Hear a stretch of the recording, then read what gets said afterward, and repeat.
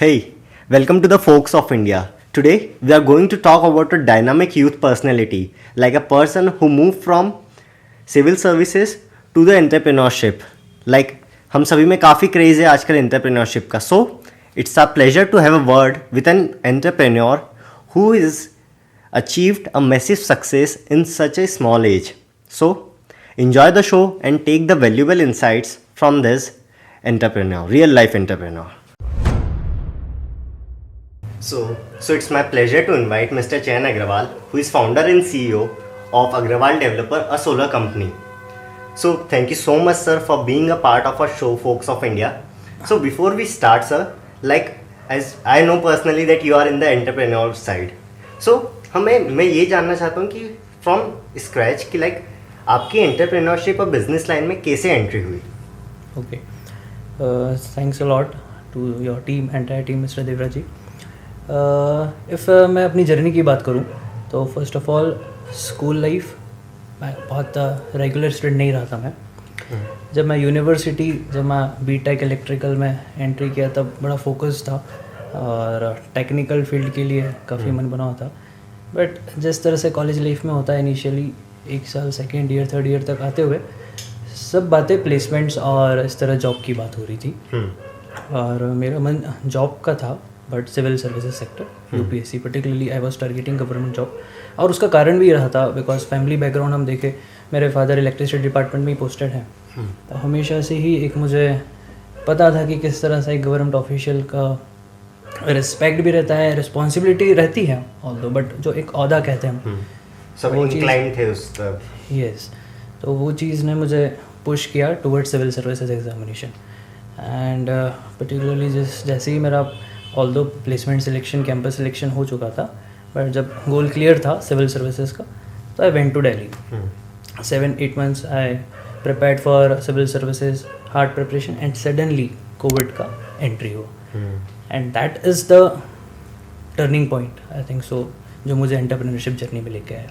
And उसी वक्त से हम अग्रवाल डेवलपर्स की हमने नींव रखी और आज ऑलमोस्ट हमें 1.5 साल हो चुका है. ओके, सो सर लाइक मतलब आप यूपीएससी एस्पिरेंट से लाइक एंटरप्रेन्योरशिप में शिफ्ट हुए.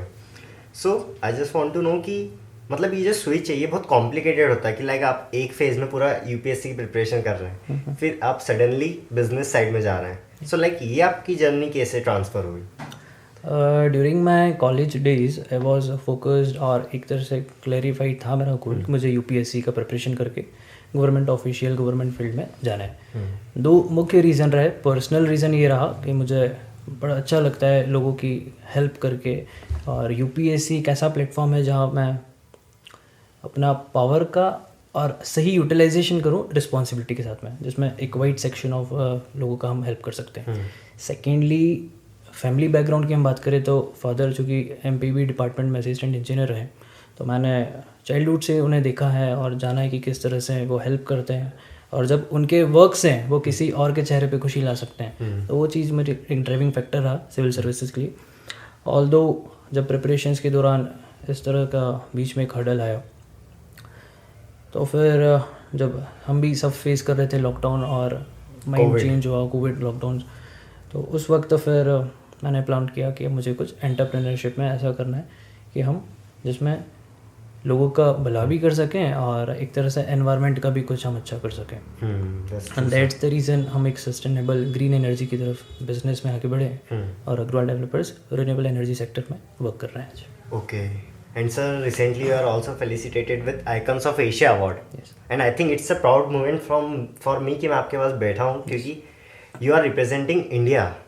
So could you please tell me about that icons of Asia? Yes, icons of Asia award मुझे young entrepreneur of the year category में 2022 में recently फेलिसिट किया. Basically उसका मेन रीज़न ये रहा कि हमने जो क्लाइंट एंगेजमेंट कस्टमर रिलेशनशिप जो मैनेज किया और प्रॉम्प्ट रिस्पॉन्स के साथ में मैक्सिमम कवरेज किया मध्य प्रदेश स्टेट में. सो दैट्स द रीज़न कि इतनी कम एज में मैंने इतनी साइट्स कवर किया. इस वजह से young entrepreneur of the year का अवार्ड मिला है. ऑल्दो ये अवार्ड एक स्टेज 1 है, अभी आगे और काम करना बाकी है जिसमें हम सभी मध्य प्रदेश के डिस्ट्रिक्ट्स को कवर करना चाहेंगे और ग्रीन एनर्जी को और आगे बढ़ाना चाहेंगे. That's true, sir. Means you are working on a sustainable model. Correct. Yes, sir. And sir, like अब जैसे यूजुअली होता है कि एंटरप्रेन्योरशिप बहुत कूल लगता है कि लाइक अभी मैं हूँ तो मुझे भी कोई बोला है कि बिजनेस आइडिया स्टार्टअप्स तो बहुत ज़्यादा एक्साइटिंग लगता है, बट स्टिल क्या फिर से साथ में ये भी चीज़ है वर्क लाइफ बैलेंस वाली. सो लाइक आपको क्या लगता है कि एक एंटरप्रेन्योरशिप में वर्क लाइफ बैलेंस पॉसिबल है?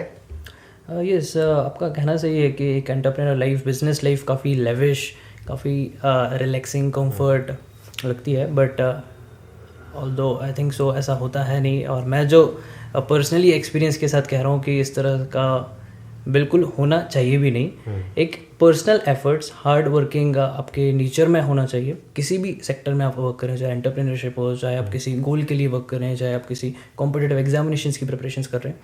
Work life balance initial stage में नहीं होना चाहिए, बिकॉज वी आर यूथ, हम यंग हैं, काफ़ी एनर्जेटिक रहते हैं. लाइफ और हेल्थ की बात रही, वो मैनेज होना चाहिए, वो बेटर रहना चाहिए, जिससे हम वर्क में पूरा एनर्जी के साथ में एफर्ट्स डाल सकें. और अगर हम लाइफ में, हेल्थ में ये मैनेज कर रहे हैं तो आई थिंक सो अभी ये यंग एज ऐसी है जिसमें पूरा एफर्ट्स वर्क की तरफ होना चाहिए, तो लाइफ फिर आगे चल के बैलेंस रहेगी. ये मानना है. That's true sir. So what are the basic sir challenges जो आपको इस जर्नी में फेस हुए? So could you like to explain? Challenges naturally सभी की लाइफ में रहते हैं. चैलेंजेस काफ़ी आए भी हैं और निरंतर आते भी रहते हैं, बट हर चैलेंज को पार करने के बाद में जो हमें कॉन्फिडेंस आता है, जो एक्सपीरियंस आता है, वही हमें नेक्स्ट चैलेंज के लिए प्रिपेयर करता है. तो काफ़ी चैलेंजेस, जैसे एक चैलेंज की मैं आपसे जिक्र कर ही रहा था कि कोविड, मैं जब सिविल सर्विसेज का गोल लेके चल रहा था, बीच में कोविड आ गया. तो ऐसा नहीं हुआ कि मैं उसमें डिस्ट्रैक्ट हो गया कि कोविड आ गया है तो मैं अपना कैसे प्रिपरेशन करूँगा. कोई दूसरा हो तो ये भी सोच सकता है कि इस प्रिपरेशंस में मैंने बहुत टाइम एफर्ट्स लगाए थे, मैंने कैंपस प्लेसमेंट को ठुकराया था, तो मेरा बिग लॉस हो गया, मैं स्ट्रेस में आ जाऊँगा. नहीं, मेरे पास में दो रास्ते थे. या तो मैं इस तरह से एंजाइटी में आके डिप्रेस हो सकता था, या सेकंड रास्ता मेरे पास में था और नई अपॉर्चुनिटी. मैं वहाँ का जो 7-8 महीने का सिविल सर्विसेज का एक्सपीरियंस था, वो नॉलेज था, उस नॉलेज के साथ में अब मैं कैसे आगे बढ़ सकता हूँ. तो ये सारी चीज़ें मुझे हेल्प आउट किया. तो चैलेंजेस, रिस्क नो डाउट आएंगे, सभी की लाइफ में आते हैं. उसको किस तरह से हम आगे पुट अप कर सकते हैं हमारे नॉलेज के साथ में. तो आई थिंक सो अगर एक सेल्फ बिलीफ है तो ये सब हम कवर कर सकते हैं इसीलिए. That's a good one sir, very well said. And sir अब मुझे I am curious about one thing कि लाइक दूसरे बिजनेस स्टार्ट करते तो ऑलरेडी काफ़ी एग्जिस्टिंग नॉलेज अवेलेबल है, बट आपका specially solar panel installation and in सब चीज़ों का बिजनेस है. सो लाइक आपने फिर इसकी इन्फॉर्मेशन कहाँ से गैदर करी? और क्योंकि आपने आइकन्स ऑफ एशिया में जब आप रिप्रेजेंट हुए तो मतलब कहाँ से आपको इतना उसके रिसोर्सेज मिले? इन्फॉर्मेशन उस वक्त जब मैं तैयारी कर रहा था सिविल सर्विसेज की, इन्फॉर्मेशन कम अवेलेबल थी. और इतना अवेयरनेस भी नहीं फैला था. ऑल्दो मेरा उस एग्ज़ाम की डिमांड भी थी और पर्सनली चाइल्डहुड से एक हैबिट भी है, मैं न्यूज़पेपर रीडिंग को एक डेली रूटीन में ही शामिल करता हूँ चाइल्डहुड से. इस वजह से हमेशा ही न्यूज़पेपर रीडिंग में कहीं ना कहीं एक सुनने में आता था कि सौर ऊर्जा की तरफ, रिन्यूएबल एनर्जी की तरफ गवर्नमेंट का पुश है, इस तरह की कुछ चीज़ें आ सकती हैं. तो उसकी टेक्निकलिटीज़ में फिर वो क्यूरियोसिटी मैंने उसके बारे में R&D स्टार्ट किया, वीडियोस ब्राउजिंग, और इस तरह से हमने आगे उसके सर्चिंग किया. तो स्लोली एंड ग्रेजुअली एक ये चीज़ मुझे हेल्प किया. और ड्यूरिंग सिलेबस कुछ सब्जेक्ट्स ऐसे रहते हैं, एनवायरनमेंट की मैं जिक्र करूँ तो जब मैंने जाना कि इतना pollution, CO2 emissions, global warming के इश्यूज, हॉट टॉपिक्स जो थे, तो आई थिंक कुछ ऐसा सस्टेनेबल बिजनेस करना चाहिए जिसमें आई थिंक एक लार्जर सेक्शंस का कुछ हेल्प हो सके. ओके. एंड सर लाइक अब जैसे फॉर एग्जांपल अगर एंटरप्रेन्योरशिप में आना है, सो लाइक कब एक इंसान को किसी भी बिजनेस मॉडल में एंटर करना चाहिए? या तो दो चीज़ होती है सर, या तो मेरे पास आइडिया है, सो लाइक उस आइडिया के बेसिस पे मैं इसमें एंटर करूँ, या फिर मतलब how we can take the first step in it? Entrepreneurship, startups और बिजनेस की जब भी विचार आता है तो दो चीज़ रहती है, दो बड़े मुद्दे रहते हैं. एक तो रहता है फाइनेंसेस, कितना इसमें बजट लगेगा, क्या फाइनेंसेस लगेंगे, हम कहाँ से इनिशियल फाइनेंस अरेंज करेंगे. और सेकंड रहता है नो हाउ, टेक्निकल टीम कैसे होगी, कस्टमर्स कहाँ से आएंगे, मार्केट कवरेज कैसे होगा. तो चीज़ रहती है. जबकि मैं समझता हूँ कि ये दोनों चीज़ें नहीं सोच में होना चाहिए. बिजनेस के लिए कोई भी एंटरप्रेन्योर, कोई भी व्यक्ति उस टाइम रेडी हो जाता है जिस टाइम उसने सेल्फ बिलीव कर लिया है, जिस टाइम उसने ये सोच लिया है कि ये आगे रिस्क है, चैलेंजेस आएंगे, but I am ready to do this particular thing. जो भी चैलेंजेस आएंगे आई कैन मैनेज दैट.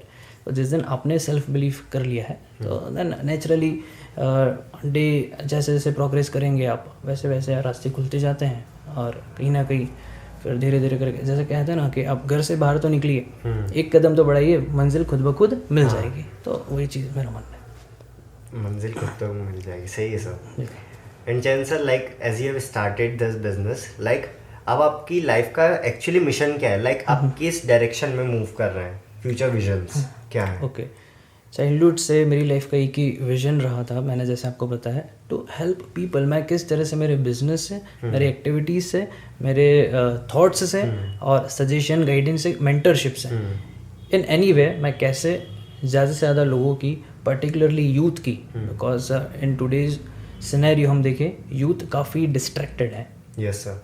तो मैं चाहता हूँ कि मैं अगर उनका इन एनी वे, चाहे वो आपके पॉडकास्ट के माध्यम से हो, चाहे हमारे पोस्ट के माध्यम से, हमेशा मेरा एक ही चीज़ रहती है कि यूथ को मैं मोटिवेट करूँ, हेल्प आउट करूँ, जिससे कि वो आगे बढ़े, तो नेचुरली नेशन वाइड ग्रोथ हमारी होगी फिर। Yes sir, like we are targeting the community. And sir, as we have discussing back side कि लाइक अभी आप कुछ ऐसे इनिशिएटिव भी लेने वाले हैं कि जहाँ पे आप ऑन द ग्राउंड रियलिटीज़ के informative videos and some things जो कि आप यूथ को बिजनेस रिलेटेड आप इंसाइट्स प्रोवाइड करेंगे। सो आप उसके बारे में प्लीज़ बताइए।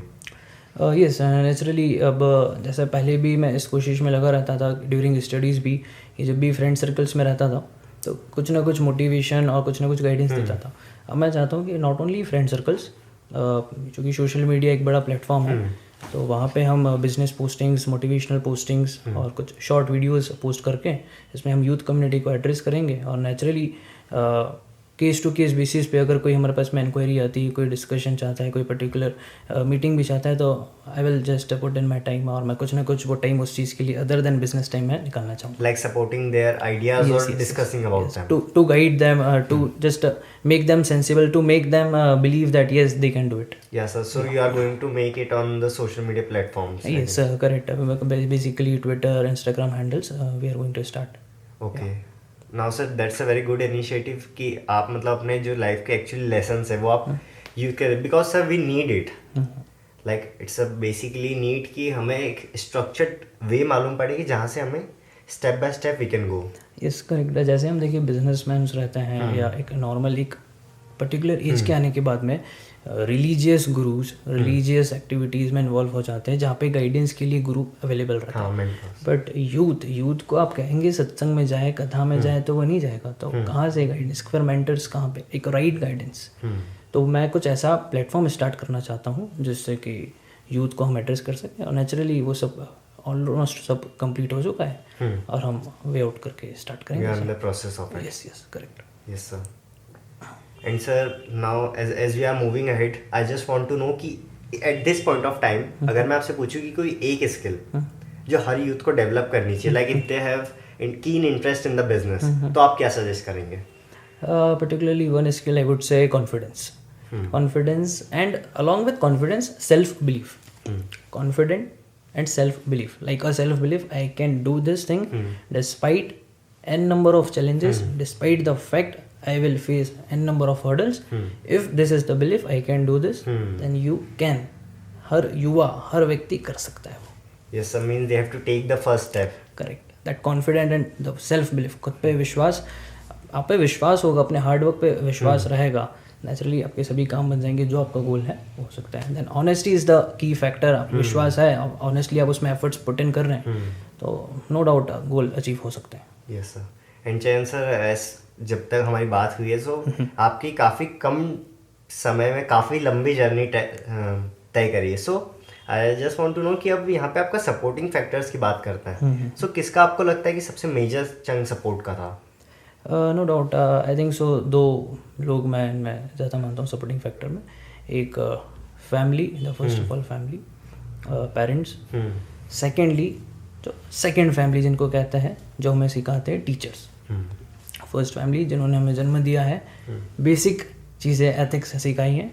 Secondly technical education, ethics, moral education, सभी चीज़ जो हमको हमारे टीचर सिखाते हैं। तो दो ऐसे पिलर्स मैं समझता हूँ जो मेरे लाइफ के बेस हैं, जैन अग्रवाल को जो नींव दे रहे हैं, वो family, parents as well as teachers, I would say. That's true sir, means like I have heard somewhere कि like if you are putting 100%, तो अगर आपके पास मेंटर है तो वो आपको 110%। Yes, correct. So that makes sense to me. Yes. And चैन sir like अभी जैसे एंटरप्रेन्योरशिप का इतना क्रेज है, आपको पता है हर जगह, you know that very well. So क्या एक जो जनरली मिस्टेक है जो आपने ऑब्जर्व करी कि जो भी नया इंसान बिजनेस कर रहा है कि हर इंसान ये गलती कर ही रहा है जो यंग है. So could you please. Entrepreneurship startups हम देख रहे हैं, काफ़ी सारे स्टार्टअप्स आते हैं, but out of that major portion जो है फील्ड अप होके Within 5 years. यस. तो काफ़ी कम टाइम पीरियड में एक तो ये है कि परफेक्ट R&D नहीं होता है. सेकेंडली सेल्फ बिलीफ मैं कहूँगा नहीं होता है, और इनिशिएट कर लिया कुछ, किसी से सुना, किसी को देखा और वैसे ही हमने कॉपी पेस्ट कर लिया है. एक पैशनेट होके हमने नहीं स्टार्ट किया कोई चीज़. एक मेरा पैशन बना हुआ था कि मुझे कुछ ऐसा करना है जिससे मैं हेल्प आउट करूँ लार्जर सेक्शन को, चाहे वो सिविल सर्विसेज हो, चाहे मेरा बिजनेस रहे, चाहे मेरा कुछ थॉट प्रोसेस के जरिए, कुछ पोस्टिंग्स के द्वारा रहे. तो एक वो था कि मैं कैसे हेल्प कर सकता हूँ. ये बिजनेस लोगों की हेल्प करता है, साथ साथ में एनवायरनमेंट की भी हेल्प कर रहा है. तो ये डबल, तो एक फोकस, एक बैक ऑफ द माइंड आपको क्लियर होना चाहिए मुझे क्या करना है. किसी को एक्टर बनना रहता है तो क्लियर रहता है कि मुझे कुछ ऐसा एंटरटेनमेंट करना है जिससे मुझे देखकर औरों के जीवन में कुछ भी चल रहा, बट आप सिनेमा जाते हैं, कुछ एंटरटेनमेंट शो देखते हैं तो लाइफ काफ़ी ब्यूटीफुल हो जाती है. पर्टिकुलर 2-3 घंटे जब हम सिनेमा हॉल में रहते हैं तो उस टाइम में जो हम उस मूवी के हिसाब से हो जाते हैं. तो हर किसी का एक ऐसा गोल, ऐसा पैशन होना चाहिए जिससे हम आगे बढ़ सकते हैं.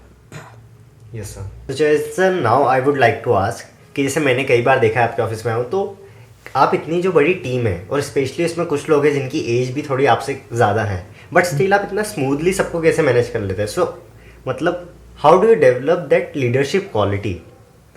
ओके, रही बात टीम मैनेजमेंट की, तो टीम मैनेजमेंट मैं एज फैक्टर की वजह से बिल्कुल मद्देनज़र नहीं रखता हूँ. मेरे जो डिसीजंस रहते हैं, चाहे कोई स्टाफ को इंस्ट्रक्शन देना होता है, तो मैं माइंड में नहीं रखता उनकी एज क्या है या उनका क्या क्वालिफिकेशन क्या है, क्या वो कर सकता है. नहीं, मैंने अगर किसी स्टाफ को रिक्रूट किया है तो फर्स्ट ऑफ ऑल मैं इंटरव्यू के दौरान ही सारी चीज़ें ये परख लेता हूँ कि किस तरह से और किस वर्किंग के लिए सूटेबल रहेंगे.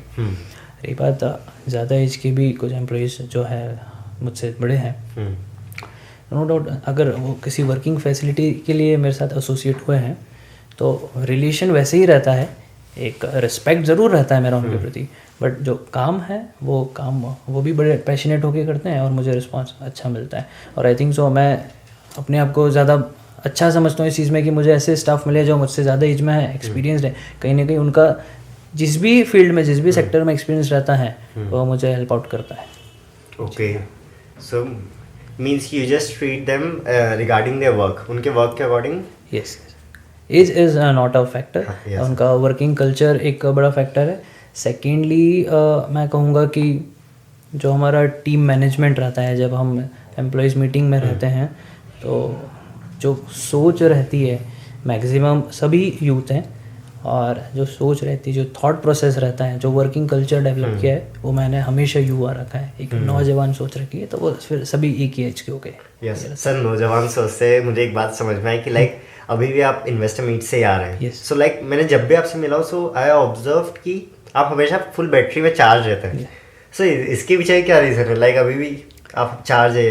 यस, बेसिकली ऐसा है कि आज का काफ़ी हेक्टिक शेड्यूल रहा, बिकॉज ग्लोबल इन्वेस्टर समिट में morning to evening around the clock, और जैसे ही यहाँ पे मेरा आना हुआ, अपना ये सेशन आपका रहा. रही बात चार्ज अप रहने की, एनर्जेटिक रहने की, वो मैं समझता हूँ आपका पैशन गोल आपको ड्राइव इन करेगा. मेरा पैशन गोल ये है कि I have to help people, I have to reach to the youth. तो उसके लिए फिर मैं अपना पर्सनल नहीं सोच सकता हूँ कि मैं आज थका हूँ, और मैं समझता हूँ जितना मैं हार्ड वर्क पुट इन करता हूँ उतना ज़्यादा मैं एनर्जेटिक फील करता हूँ naturally. Yes, risk reward ratios. Yes, और मुझे ज़्यादा रेस्ट और आराम पसंद भी नहीं है, बिकॉज उससे हम और लेजी होते हैं. जितना हम वर्किंग में रहते हैं पर्सनली मैं समझता हूँ उतने ज़्यादा हम हार्ड वर्किंग अपीयर भी होते हैं और अंदर से हम खुद भी फील करते हैं.